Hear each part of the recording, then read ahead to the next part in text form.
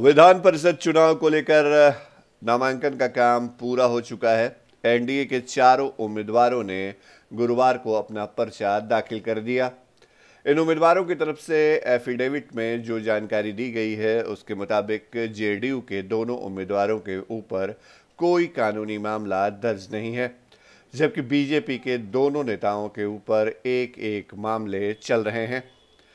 खास बात यह है कि जेडीयू के नेताओं से ज़्यादा अमीर उनकी पत्नियां हैं।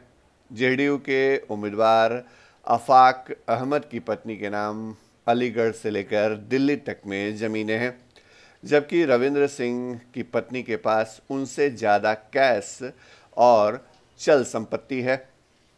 जेडीयू के उम्मीदवार रविंद्र सिंह की पत्नी उनसे ज़्यादा अमीर हैं। इसका अंदाज़ा इस बात से लगा सकते हैं कि उनके पास जहां 14,65,000 की चल संपत्ति है, तो रविंद्र सिंह की पत्नी के पास 29,65,000 रुपये की संपत्ति है। रविंद्र सिंह के पास 10 लाख से थोड़ी ज़्यादा रकम बैंक बैलेंस के तौर पे है, तो उनकी पत्नी के बैंक खातों में 16 लाख रुपए जमा है। वहीं उनकी पत्नी के पास 11 लाख से ज़्यादा रकम की ज्वेलरी है, जबकि रविंद्र सिंह के पास 2,63,000 रुपये के आभूषण हैं। रविंद्र सिंह गया के न्यू करीमगंज के रहने वाले हैं। जेडीयू उम्मीदवार आफाक अहमद गया से लेकर दिल्ली और अलीगढ़ तक में ज़मीन और फ्लैट हैं। बच्चे और पत्नी को मिलाकर घर में 740 ग्राम सोना है, जिसकी कुल कीमत लगभग 36 लाख रुपए है।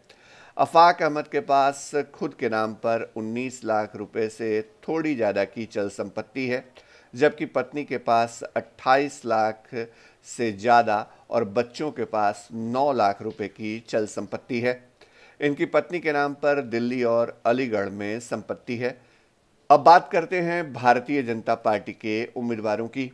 बीजेपी के उम्मीदवार हरीश सहनी के पास 31,000 रुपये और उनकी पत्नी के पास केवल 11,000 रुपये कैश हैं।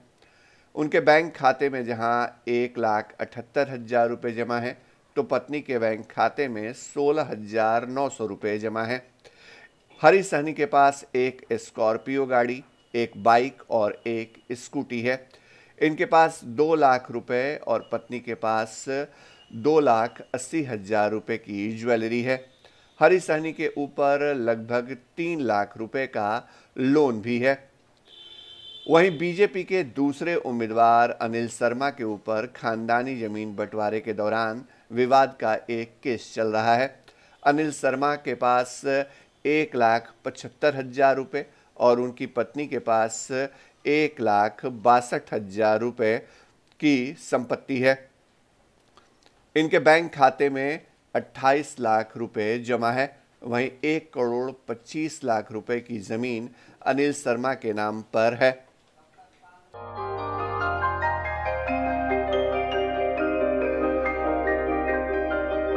इस कोविड पेंडेमिक में सब ये शहर छोड़कर अपने शहर अपने घर चले गए।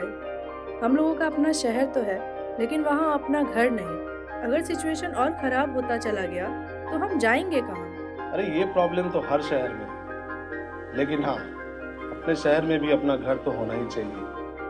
होना चाहिए तो कहाँ है अपना घर? ये है ना, ई होम्स पैनोरमा, पूर्णिया में, अपने शहर में अपना घर। पूर्णिया में पैनोरमा ग्रुप लेकर आए हैं ई होम्स पैनोरमा। बड़ा घर, आलीशान जिंदगी और अत्याधुनिक सुविधाओं के संग। E Homes Panorama, luxurious lifestyle redefined।